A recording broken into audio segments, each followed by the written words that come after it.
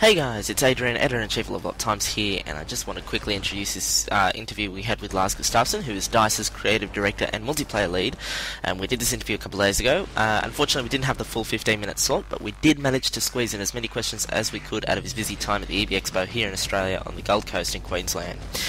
Watch out though, because we have another video interview with DICE's Global Community Manager Daniel Matros, and he also answered some of your Battlefield 3 questions that maybe Lars didn't get a chance to this time. I'll also be back at the end of the interview just to clear up one other question that we couldn't ask last, but we do have an answer for as well.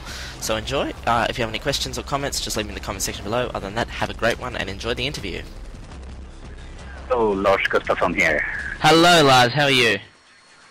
Fine, thank you. It's a crazy show, good fun, so couldn't be better.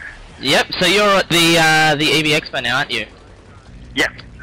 Alright, so we don't have much time, I'm being told, so I'll just get into the questions. Okay, fire away.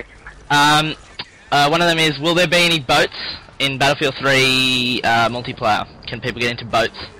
Yeah, there will be boats. Yep. Can you tell us a bit about them? Like what can people experience in the boats? What weapons and all that kind of stuff?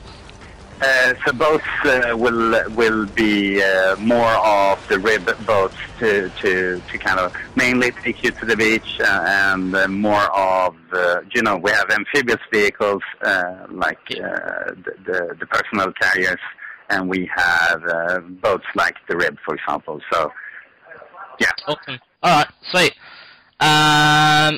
What are some of this is from Facebook, what are some of the most important things that you've polished from the beta compared to the final release of the game? Oh, I think, I'm not sure how many papers of kind of polished lists that's gone into. So the key thing with open beta was that we branched it earlier this summer, and in the meanwhile we've been finishing the full game, so by the time that the open beta went live, the final game was more or less done.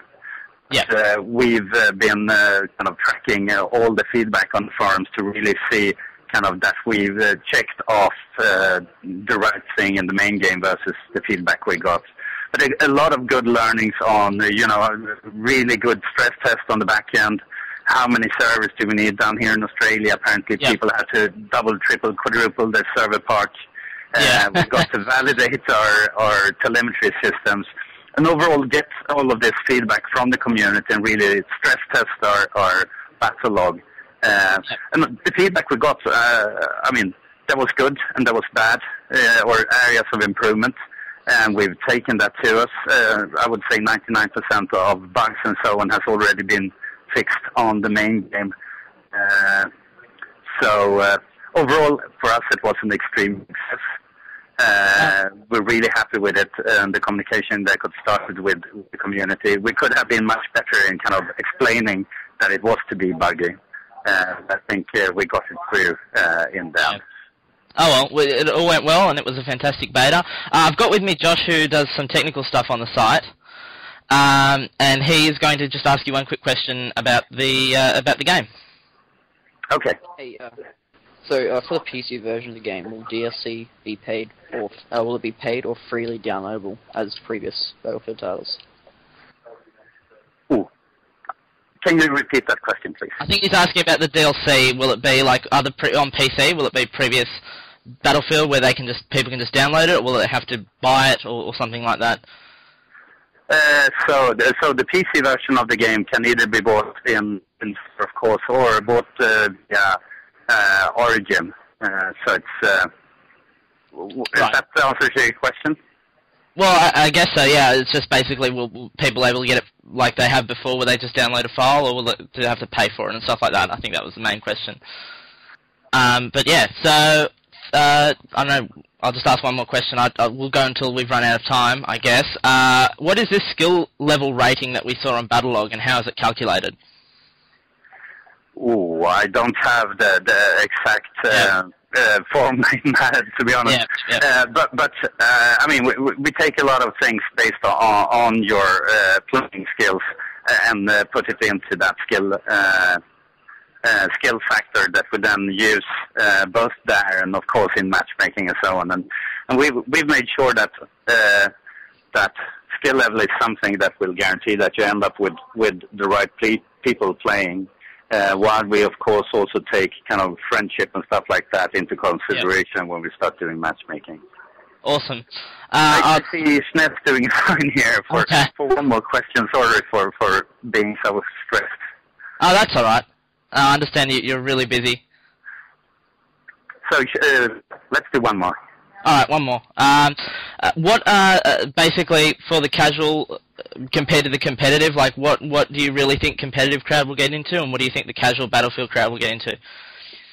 So I would guess I'm going to guesswork if I step in there, but overall I think that we have 12 years of making Battlefield experience in there. So there is still the enormous depth and variety into the Battlefield gameplay, more than ever, I would say, with more unlocks, upgrades, and persistence that will allow players to kind of customize their experience for those who played Battlefield before, for those who are hardcore, and we're going to keep on looking at cool incentives post-launch. And for those who are new to the franchise, who's never played Battlefield before, I think we have a wide variety of game modes, from Team Deathmatch up to the All-Out Conquest. We have the option to do hardcore for those who are more hardcore, and we have infantry only for those who aren't used to vehicles. And with the persistence system that gradually ease you into the game, with the skill-based matchmaking, I think we have a lot of things in place to allow everyone to get into the game in that way. And of course, single-player and co-op are also easy ways to kind of ease your way into multiplayer. Awesome. Well, thank you so much, Lars, for your time. Thank you so much. And have a great time at EB Expo. Pardon? Have a great time at the EB Expo. Thank you very much. I am. Bye-bye. Thank you. Great. Bye-bye. Bye. Hey guys, just before we clear off, just wanted to clear up another question that we couldn't ask to Lars, but we did get a reply anyway. It was basically about the beta. Why was the beta so buggy and stuff when it was just close to launch? That was a question we got actually a lot of. But the reason why, according to DICE, is because the game goes through certification to get on the Xbox and the PS3, so they had to use that same build for the PC version because they didn't want to have disparity. And the main reason behind the bugginess was because of that certification process's time. The build of the game that was provided was actually pretty old, but they weren't actually looking for you could say the technical bugs, even though they did find a lot through the beta and were able to fix a lot of them up. The main reason was for the servers loads and keeping servers up, and how the main EA server is going to take a hammering on day one and all that sort of stuff. So that was the main reason for the Battlefield 3 beta, and I just wanted to clear that up before it cleared off, because that was actually a much requested question, but we do have an answer, and that is it. So yeah. I don't think we can ask DICE any more questions because we are pretty close to launch, but if you have anything else that you really need answered, just let us know. Just send us an email to podcast@alloftimes.com. We'll try to get an answer, but like I said, we're really close to launch, so I think at this point it's better off just to wait and see what happens.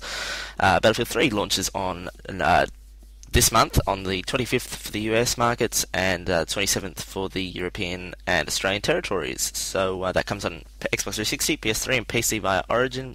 If you get the retail version of the PC version, you will also have to install Origin. Other than that, I hope we cleared up a lot in this interview, including boats. Boats are now in multiplayer, but we'll talk about that a little bit later. We'll probably have another podcast about Battlefield 3. So thanks for listening, and see you next time.